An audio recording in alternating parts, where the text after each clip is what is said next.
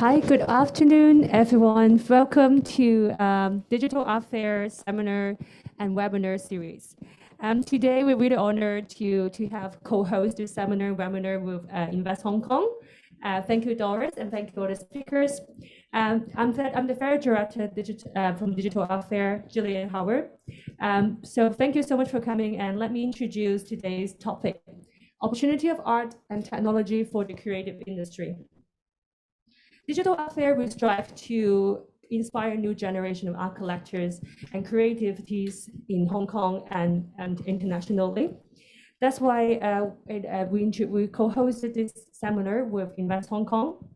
Today's topic is quite an interesting topic to discuss about how art and technology can come together and create a new opportunity for creatives and artists and entertainment industry in their overall global aspect. So let me introduce Ms. Doris Fong. Ms. Doris is the head of creative industry of Invest Hong Kong, who will be our moderator of today. So I'm going to pass the mic to Doris, and she will introduce all the honorable speakers of the day. Thank you. Thank you very much, Gillian. Thank you. So welcome, everybody. Welcome. Welcome to our talk of opportunities of art tech for the creative industries. Let me introduce the four distinguished speakers here. Next to me is Shao. She is a specialist of the 20th and 21st century art at Christie's and the lead for the first NFT online auction sale in Asia, no time like present, and setting a record of 122 million Hong Kong dollars last week. Congratulations. Thank you very much. Exciting. And next to her is Simon Birch, a British-born artist living and working in Hong Kong, who is renowned for the cinematic quality of his paintings. And his recent NFT work, Heavy Tomorrow, he will talk about it later, in collaboration with Shadow Factory, is his first NFT experiment. And next to Simon is Cesar Caseres, and he joined Disguise in early 2019 in London, and before relocating to Asia as the technical head of APAC. He has extensive experience with extended reality and live events, and he will talk a lot about extended reality. And Roger De Leon is the brand director of Shadow Factory, a leading VR, AR agencies and production company at the forefront of immersive content development and digital strategy. So welcome, everyone. Thank you. And I will start with lady first, and I'll start with Laura. First of all, congratulations to Christie's recent achievement in surpassing $100 million in NFT sales globally, and your success of the first ever NFT auction sales in Asia. So please tell us your recent experience in presenting No Time Like Present. Yes, I am extremely proud and extremely excited to host No Time Like Present at Christie's, and I think it's such an important milestone, not just for Christie's, but also for Asia and the NFT circle in Asia overall. Because the moment when the Christie's globally surpassed $100 million in terms of NFT auction, that is the moment we achieved that moment here in Asia with No Time Like Present. So we are actually quite involved with art and technology since very early on, not just when NFT started, when the whole craze of NFT started in 2021, we started to study into art, the possibility of art and technology back in 2018, when we hosted the Art and Tech Summit back in New York. And we also hosted once in Shanghai, another time in Hong Kong as well. So we've been trying to explore what's the possibility, what we can do with tech and art. And we've been trying to present different kind of, digital artwork. I think back in 2018, we did a auction, the Epsworth collection with decorative art, and we actually record everything on the blockchain. And that was our first kind of blockchain recorded auction. And this year, when we did the Beeple sale, that's our first fully digital NFT auction. So there's no physical artwork whatsoever. It's the Beeple 5,000 days. And the work, I'm sure a lot of you have heard on news, it achieved 69 million US dollar, which It's a world record. Right? Yes, yes, it's a world record, and it also made an NFT artist, People himself, the third most expensive living artist ever sold. I mean, a lot of people remember the 69 million, but I think the milestone, the importance of that event was that it really pushed NFT into sort of the fine art circle, sort of the mainstream. So I feel that Christie's ourselves are not a NFT trading platform. We just pick, the artists that we think that has certain importance and significance, and have a certain community support, and we put them in. We select very, very few artists into our auction. But we really, I think the main role of Christie's is sort of like a bridge between the crypto world and the art world and the fine art world, which was historically set apart, but then now we are sort of bridging the two worlds together. So back to No Time Like Present, we're very happy to have that show, have that auction in Hong Kong when we received this collection from Mr. Shang Yue, the consigner of the sale. When we received that collection, we were discussing possibilities of having it in New York, having it in London, but then we think that this is the right moment for Hong Kong because, there has been accumulation of this NFT community here in Hong Kong. There's a lot of people discussing it, the ape community specifically. Like when we actually hosted the event in Hong Kong for the sale, so many people dressed up in suit and came to Christie's. All these NFT people are like, having cocktail in front of and taking pictures with the NFT. It was really a nice event. So it's very, very excited to host the auction, and then the CryptoPunk in the sale was sold for over 30 million Hong Kong dollar. But really, like, even though we were talking about really multi-million dollar numbers, but truly the significance, I think it's completely Asia-based. The consigners from Asia. Over 60% of the buyers are from Asia. The whole production team, the auction team are based in Asia, and we produce so many education material, and there are so many new Asian buyers that joined this auction, joined Christie's, and then they're asking about what is NFT, they're asking all these questions. So the whole conversation surrounding the sale was truly exciting, I think. And another exciting thing for me is you have chosen Hong Kong to do that. Absolutely, yes. Okay, so next is Simon. After hearing the experience of selling NFT from an auction house point of view, I would like to ask you from an artist point of view, what is your experience in selling your first experiment, NFT, Happy Tomorrow? Well, I sold it. That was good. That's most important, right? I mean, I've been, I'm a painter traditionally, but I've actually been building sort of collaborative and multidiscipline projects for 20 years. So I've done many immersive experiences and worked with many technologies, 3D and hologram and machinima and all kinds of things. So NFT, when that's sort of the rise of NFTs, just a new tool for an artist to create and expose one's work. So I find it fascinating, and it's obviously there's a lot of noise around it, and there's a lot of quantity, but not necessarily a lot of quality. But for me, my experience was it's a new tool that I want to learn, want to try, and want to have a go with. And certainly with the other side of my work as a sort of founder of a big art organization, which is called the 14th Factory, we are builders and creators of very large immersive experiences. The one that we're working on now is about 200,000 square feet. And for us, the NFT world and the entire digital world, the blockchain world, is just another layer of a creative output that we can add into the creation that we're undertaking. So I'm in the middle of the process of creating a complete open world platform. Been working with Shao on these ideas, an enormous portfolio of NFTs, and I'm deep in, and I've created one myself personally recently with help from Roger, just to better understand the process and what it means and what blockchain is, and et cetera, et cetera. So my experience thus far has been one of excitement about this new landscape which we can play with. So so far so good, but I mean we've got much more ambitious plans than a single NFT. Yeah, we all feel the excitement about the NFT market and potential as well. So maybe going to two creative agencies here. One is Disguise, and the other one is Shadow Factory. and because immersive technologies and other art tech are changing the creative landscape. And maybe from the creative agency's point of view, maybe Cesar, you start first by briefly explaining to us how extended reality are changing the landscape of film production, live events, and entertainment. Well, actually, it's a very good moment. I love the time that we are living right now. It is the best moment I have seen where technology and art is really merging together. And we can see all around the world that you have a lot of artists getting involved with very, very technical parts of the industries just to create for broadcast events everywhere.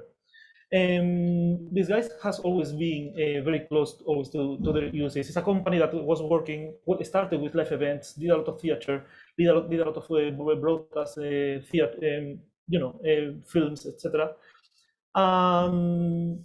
When the pandemic happened, it was, I mean, we had a whole industry that stopped. If you cannot put people together in the same place, in the same space, it was impossible to have all these kind of events. And we have like many users, many clients that couldn't do what they usually do in their day-to-day.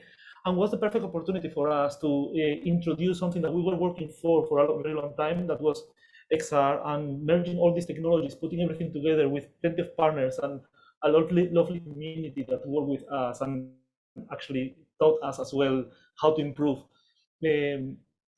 We got a product that it is now revolutionizing the whole world. It's revolutionizing mainly cinema, but it's getting into live events and theater and everything else.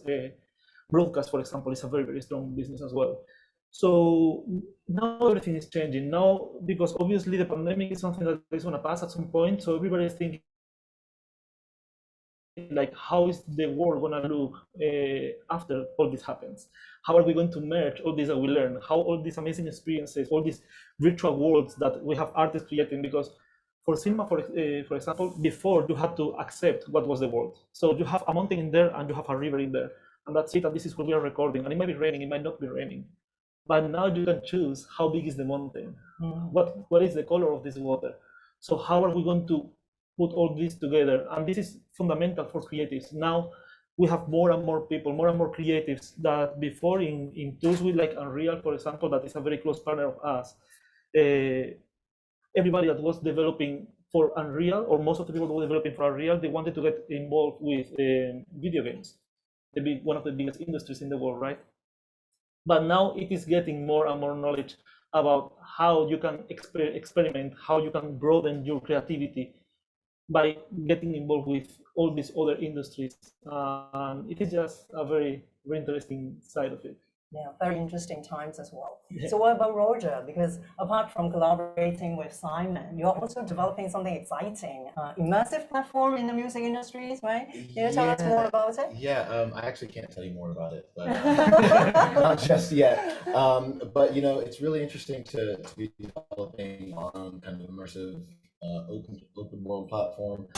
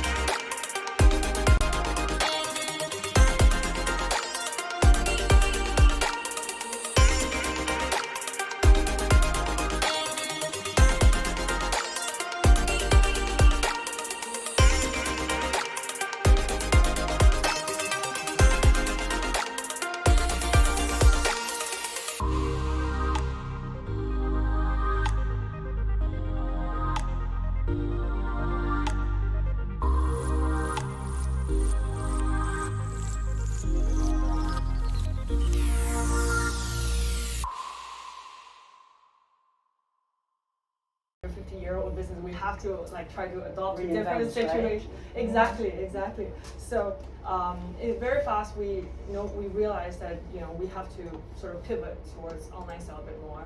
And traditionally, online sale was more focusing on edition works, some sort of lower value works.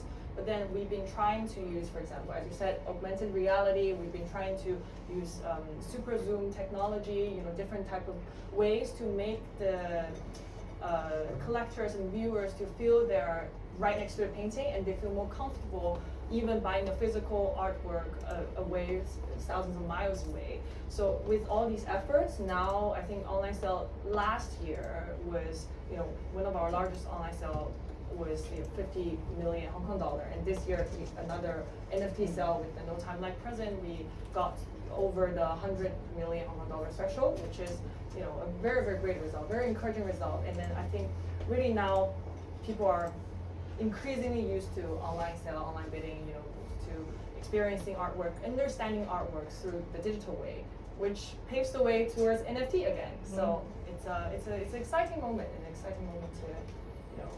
to adopt change and to see how it goes. Yes. So Simon, as an artist, you have always been using different kinds of digital technologies in your work. And what sort of opportunities do you see these kinds of art technologies or NFT opens up for you as an artist?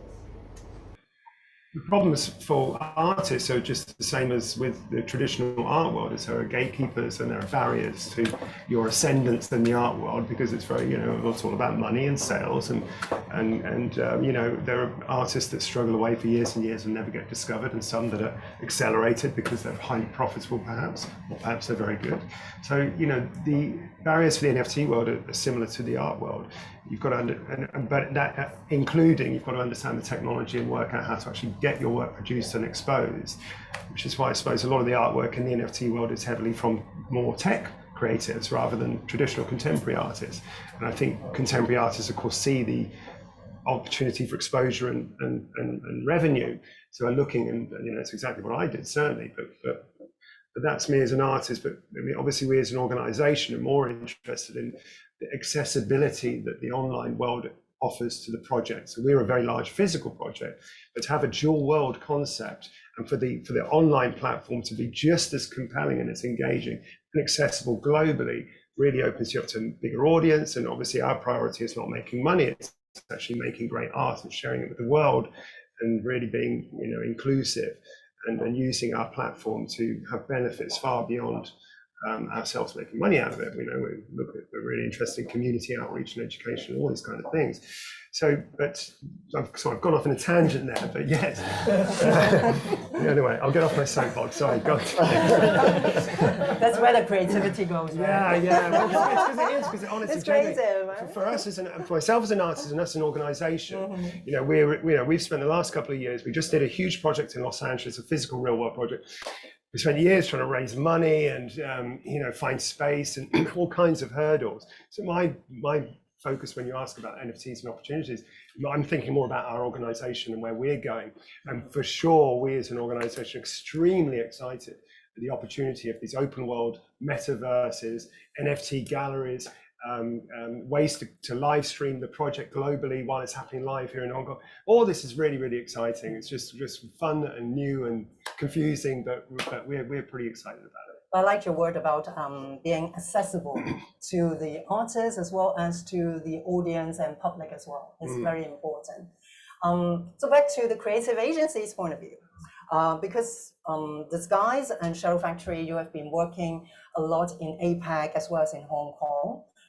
In terms of opportunities as a creative agency, can you tell us, in terms of the market, which sectors are more promising? Like say you work in the retail, in film, in art, in concert, in live entertainment. Can you tell us which sectors you think have the most opportunities, or it is now open to a lot of different sectors and markets? Trevor? Okay, so, well, for us, because we had a lot of, this has been for the last year, right? There is a lot of industry that still couldn't take off as they would in normal circumstances. So right now, cinema is the one that is getting the most out of it. So we all have seen, I'm sure, in Netflix, plenty of shows that have been done in an LED volume. And there is very big ones like The Mandalorian that became like a huge hit, and you have behind the screen plenty of documentaries in YouTube. But then there is other things. For example, broadcast. Just because it is versatile, you can use it very, very well. And this is giving, again, a lot of potential possibilities to all the creators to get into all these industries that were a little bit more closed before. But as time passes, we can see that it's getting into everything. It's getting into live music, it's getting into theater, as I was saying before. It's getting into retail. We have corners all around the world with LED screens pretending to have 3D people coming out of them. So it is really getting everywhere. What about Roger? Well, for us, retail's always been one of the heavier hitters in terms of technology. And years ago, it would be physical installations where you would have either VR activations or huge LED screens and interactive walls and things like that. But then unfortunately, that industry was also hit quite heavily by COVID, right? And so they needed to pivot and they needed to figure out other solutions. So they were also one of the earlier adopters for some of the other technologies like AR and making sure their shops were online and having some sort of immersive contact with their immersive touch points with their clients. So that's been an industry that we've followed quite steadily over the past couple of years. And then you have industries like the airline industry, who we all know travel has been non-existent. But one of our largest clients has implemented an AR activation for their clients that brings travel a little bit, brings travel back to their experiences. So it really spans every industry, and it just depends on how imaginative the clients want to be. And we can go into that a little bit later, I suppose, but it's all about if clients want to take the leap to try out these new technologies with us, because all of this stuff is possible. It's just a matter of time and always money. Yeah. And I must say the pandemic really has accelerated a lot of digital transformation in different companies, as well as the creative industries as well. Absolutely. So for Laura, so we see NFT not just happening in the art, but also in other creative sectors, in film, for example, in music. Do you see Christie's in future will be selling NFTs in these areas, in film and music? I think, NFT, so before I answer your question, we need to go back to the fundamental definition of what is NFT. To be honest, any digital assets can be an NFT, and the technology of NFT based on blockchain really allows the possibility of the kind of scarcity and the value, and to endow value to digital asset. Before this whole NFT technology thing happens, most of the conception regarding digital assets are they can be easily copy pasted. It's hard to implement any kind of legal, copyright, in terms of the ownership. But with NFT, these things are possible. The whole ownership assignments towards digital assets becomes possible, which opens doors to, trading of, say, a piece of music, a piece of, maybe movie clips, a piece of, Christie's, we have this, one of the oldest department is the book and manuscript department that sells letters by famous people, for example. Maybe in the future we can trade, emails by very distant, or Twitters or Instagram posts. Since Jack Dorsey also have sold his first tweet. Exactly. So this really opens the door to, endless possibilities in terms of the market, and at the same time in terms of creativity, which I'm sure you guys can talk a little bit more about. But I think previously in terms of our auction, you see mostly paintings and sculptures because they're physical, because there is this objects that people feel that they're the one and only out there. But with the NFT technology now, I can see in the future the digital asset we would definitely present more digital assets in our auction. Yeah. So we talk a lot about opportunities. Maybe we can also look at some of the challenges, right? Simon, you mentioned a little bit about the challenges of an artist and working in these kinds of technologies. But can you elaborate a little bit about that as well? I think that the challenge is obviously that first it's the technical barrier of understanding how to create work within this new technological world. I mean, obviously, the wonderful thing about the NFT world is, in some ways, it is quite democratic. You can make your own and produce your own and promote your own. But of course, what will happen is then, institutions and commercial operations will get involved and try to control those artists and those assets. And that money, which is the way the art world goes, has been going like that for 400 years anyway, right? So the challenge is, yes, the technical side, technically getting involved in that world. And then, it's exposure, I suppose, which is the same as a painter. It's trying to be recognized, trying to get a gallery, trying to get some publicity. And then it's the same in the NFT world. I mean, we see headlines about NFT artworks, like Beeple is obviously the most famous one, right? Whether you think that's good or not is a different conversation, whether that's good art or not. But the one artist that's hit it big time, who has a huge following for a long time, has been making these things every day, years. But there are millions of artworks out there that never sell and that barely get $10. And it's the same in the art world too. It's a million painters who never sell a painting. So that is it's a skewed vision of what NFTs are and how successful they can be, and lots of people jumping on it. And having maybe a high expectation, but the reality is it's only a few people get through. There's just too many barriers. The same in the art world, same as the NFT world. But anyway, that's not stopping me. I'm excited about the technology and our project. Certainly, we're fully embracing the opportunities of the digital world. It's super exciting. We're talking to so many agencies at the moment, like Rogers and others overseas, and we're talking about VR stuff and AR stuff. It's fascinating, really exciting, the possibilities where this could go, from the actual physical art content in the project to digital galleries in the project, and then in online metaverse in the project. It's super fun. And I guess it also opens up a lot of collaboration opportunities. A lot of collaboration. So you have to work with other collaborators. It's all challenging for sure. Yes. It's all challenging, but the opportunities are just as exciting as a blank canvas. And would that be more opportunities or more challenges for creative agencies as well? I definitely see it as an opportunity, because you can now work with a lot of different creators in making the work more digitally accessible, and also in terms of selling it in NFT formats or making it more animated. But then what are the challenges from the creative agency's point of view?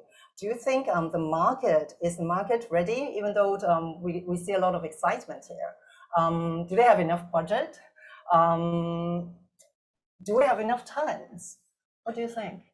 So, well, it is a new technology. It is now when everything is merging, and usually for creatives, talking about technology is quite difficult. And for engineers and people that is more technical, trying to be creative is quite difficult. So now is when all this is trying to get together. And as they were saying, NFT, for example, will be a very good example. Like, how do I create digital assets in order to sell them?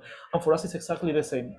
How can a creative person put together what they have in mind, what they want to represent, but then they have to know how to use all these tools, how to use Unreal, how to use camera trackers, how to use all these other parts that are necessary, otherwise you will not have a result.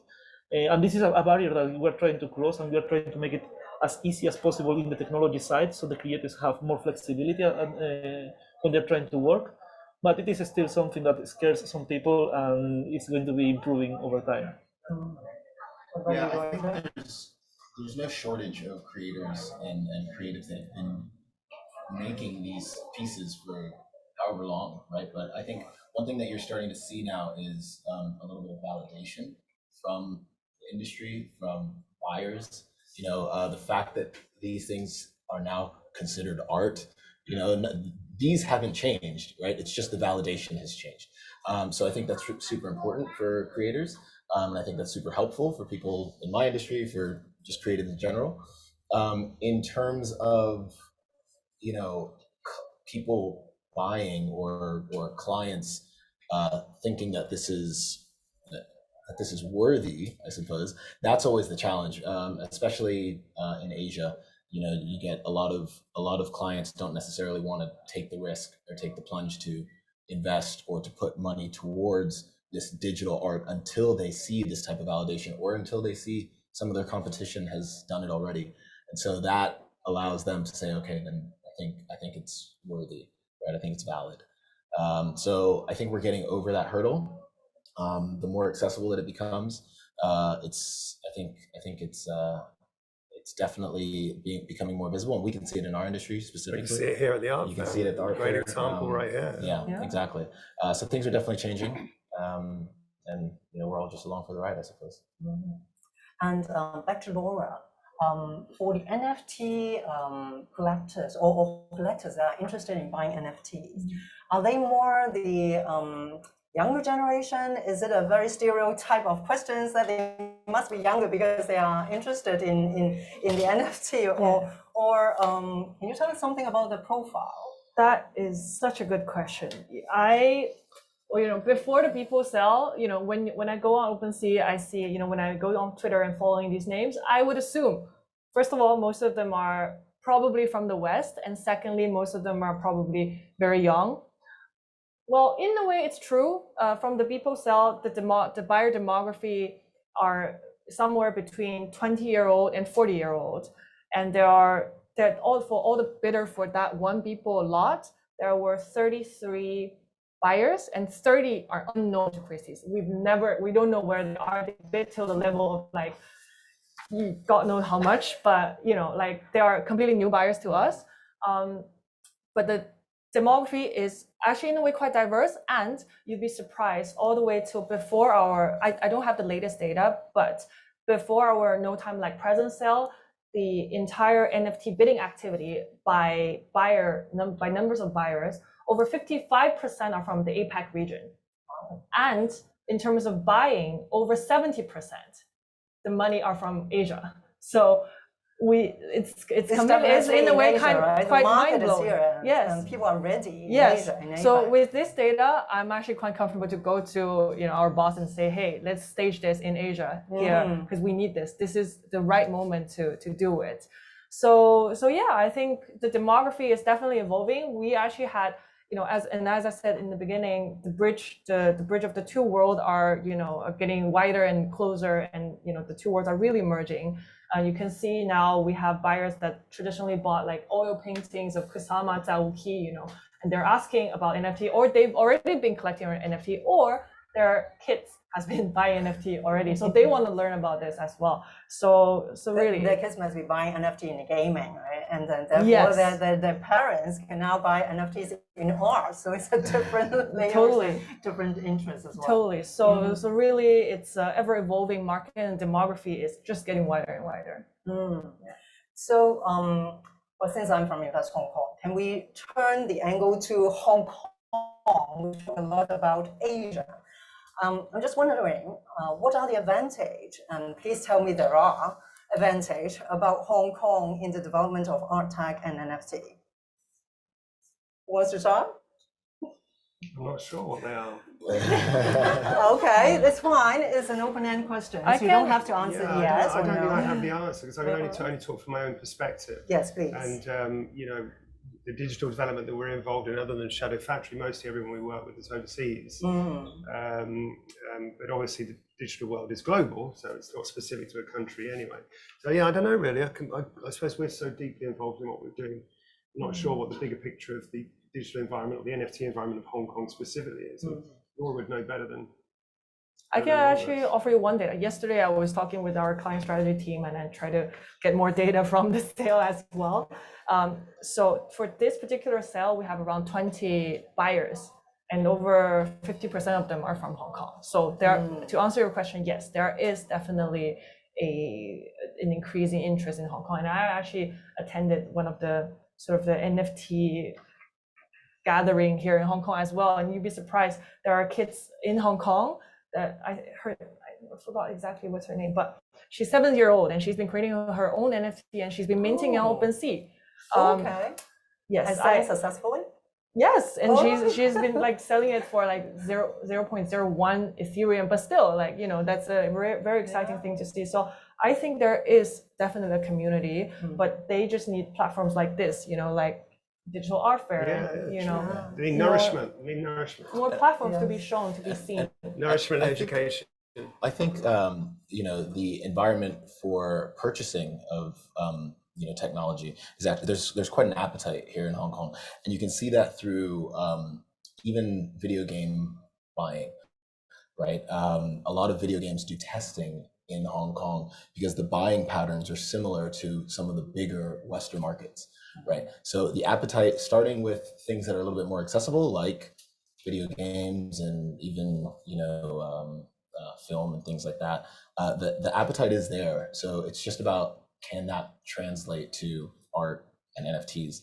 NFTs have their footprint in gaming, and I think if that translates at all, then there's a bright future. Well, the other thing is the money. I mean, most of the conversation has been about the money. The headlines are about the money, not really the art.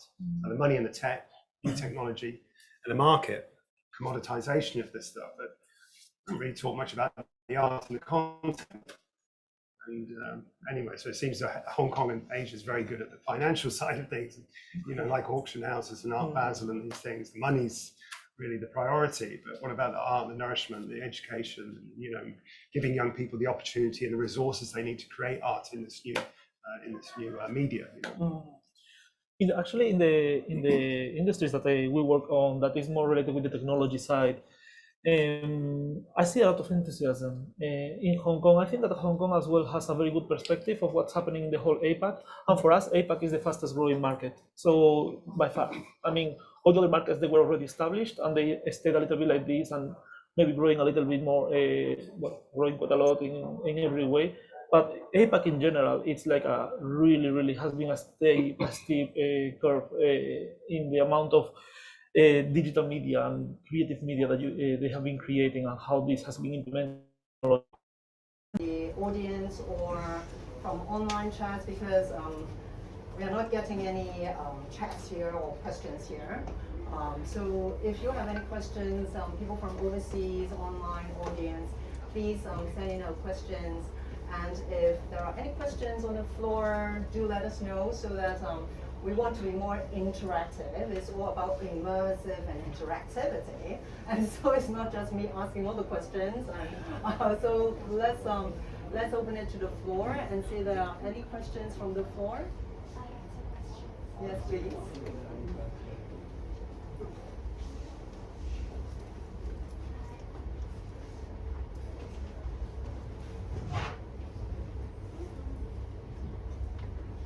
Hello, I'm Sarah, and I got two questions. Why do you choose Hong Kong over Singapore? And the second one is, as you might know, China is trying to make Hong Kong as a hub for art and culture, and also intellectual property laws. So what do you see the opportunities in its macro environment? It's open up to all of you here. I'm in Hong Kong, so I've been here for 25 years. It's my home. And actually, we are considering Singapore because there are some. It's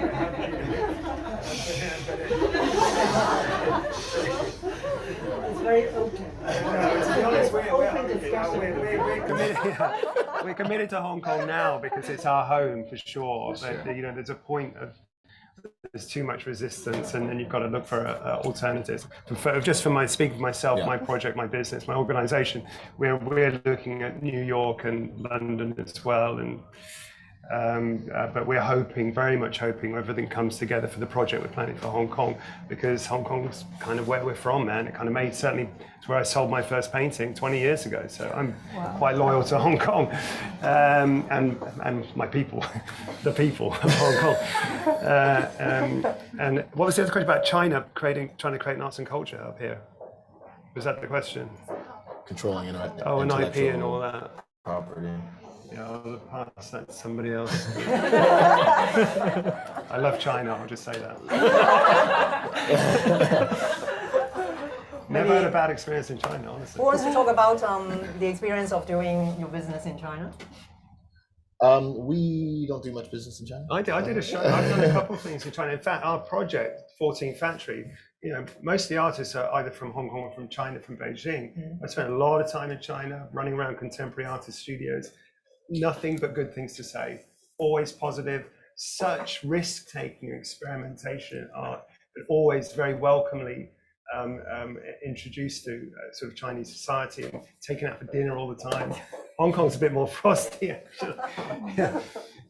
Yeah, actually, I agree with you. If we disregard the cryptocurrency part of NFT, but only focus on the art itself, China is actually very openly embracing the whole idea of NFT. So you can see like UCCA, one of the top art institutions in China, they are putting up like crypto art show as well. So in terms of the art creative side of art, I think China is actually a very, very good incubator in a sense. It's because in Hong Kong, there's a sort of a limit to the nourishment of arts and culture here, which fortunately seems to be changing, with the government now trying to shift the focus away from shopping malls and property to arts and culture, which is potentially going to benefit us greatly.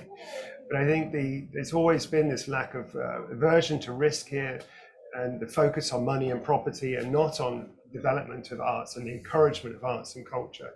And that's been the limitation in Hong Kong for a very long time, but hopefully changing soon.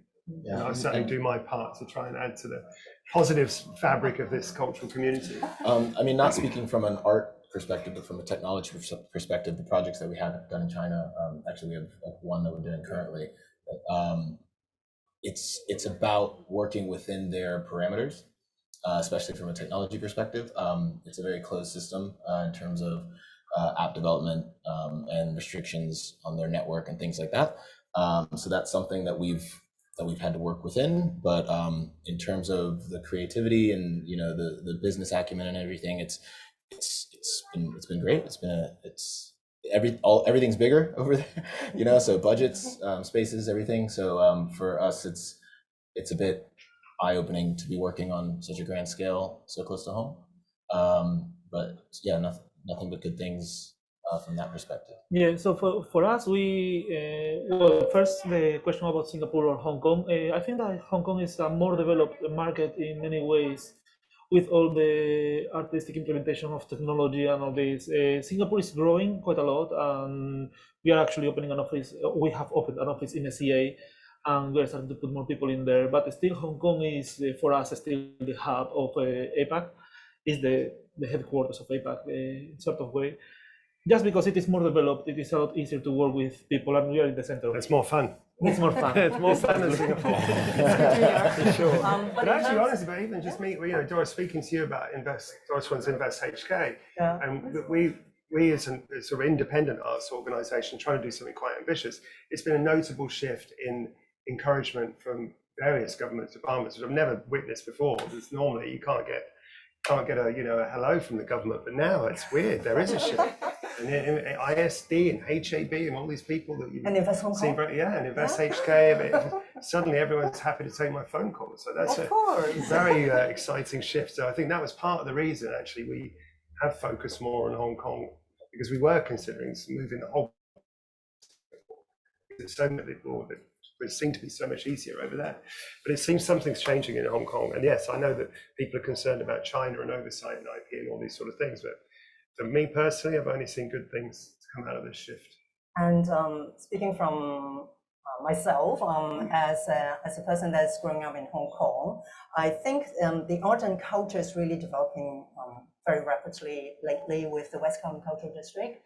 And M+ is going to open soon, and it is also going to bring a lot of excitement to the arts community.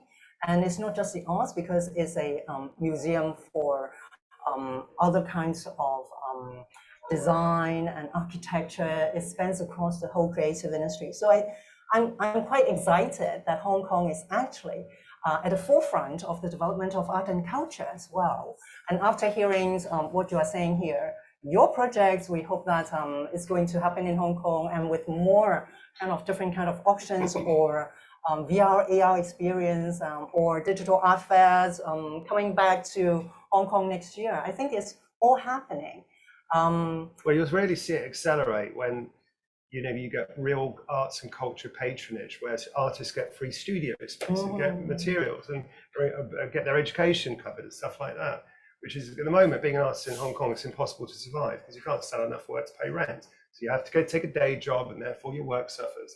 And the NFT is great. There's another new art tool, but it's the same limitations. You can't pay rent. You don't have time to make NFTs. So M Plus is great, big shiny thing for people to wander around, but really that isn't necessarily creating thousands of new artists and creatives. And this is giving a lot of grounds for different kinds of creativity to flourish.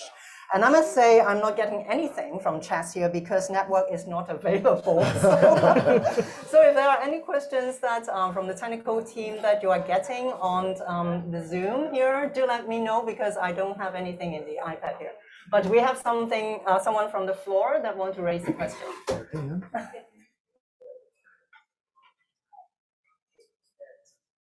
Okay, can you hear me well? All right. Yes. Well, first of all, thank you very much on such an insightful panel. I'm Patrice Pujol, the CEO of Lumiere.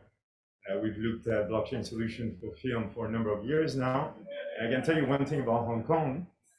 It was the first, and we worked on it, the first country and the first place ever to actually tokenize a film, which went to an Oscar nomination.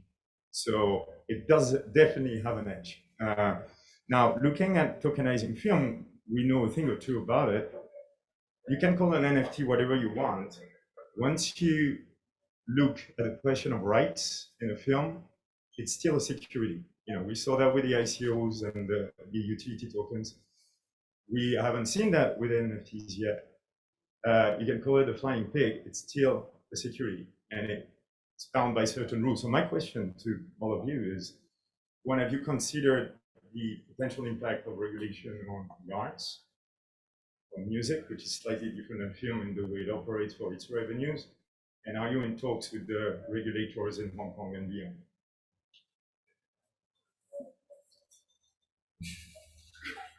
Sorry.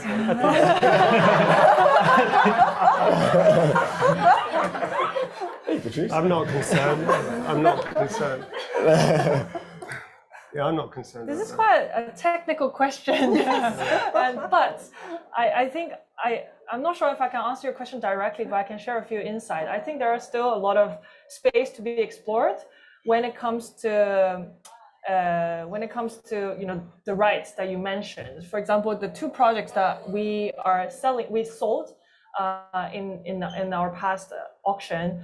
First is Bored Ape Yacht Club, another one is CryptoPunk. I'm sure a lot of you have heard, the sort of avatar projects that they did. They all endow different kind of rights towards their project. For Bored Ape Yacht Club, they very clearly say that they give full commercial right to all of the owners. If you have a Bored Ape in your wallet, then you can print it with T-shirt, you can show it anywhere, you can do whatever you want with it in a way which automatically sort of self-advertise them within the community themselves, because they would do a lot of commercial activity around these kind of IPs, if you call it this way. For CryptoPunk, it's a little bit more sort of conservative in a way, in the sense that it's almost like buying a contemporary artist painting. If you buy it, if you want to print it to do other commercial activity, you still have to check with the artist studio per se. So I'm not sure if that answers, but there is still so much debate, so much conversation around the kind of rights, kind of legal aspect of it. So look forward to see how it goes.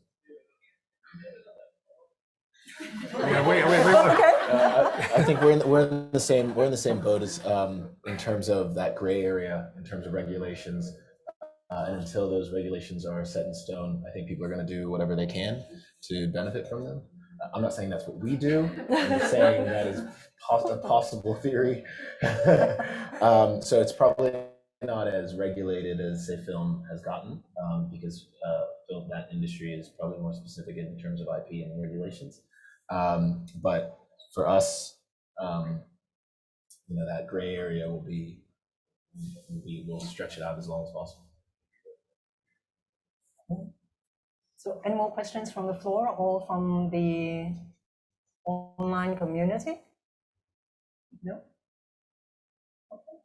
All right, so I think thank you very much for joining us from whichever you are, and in the art fair here, and all our speakers here. It's a very interesting conversation and dialogue we have, and thank you very much. And thank you, Digital Art Fair, Asia, and thank you, Gillian, Yeah, and thanks, all the Gillian, team, yeah, 'cause and actually Joyce, and everybody I must that's say working so hard on this it. whole digital art fair is a very good introduction for the public to start to understand what NFTs are, what digital art is, and Exactly. yeah. And to make art So thanks, accessible Gillian. to the wider public. Thank you, Gillian, Thank you. very much. Thank you. Thank you very much for your time as well. Thank you. Okay. Thank you very much. Dunsies, where's the champagne? Yes. Yes.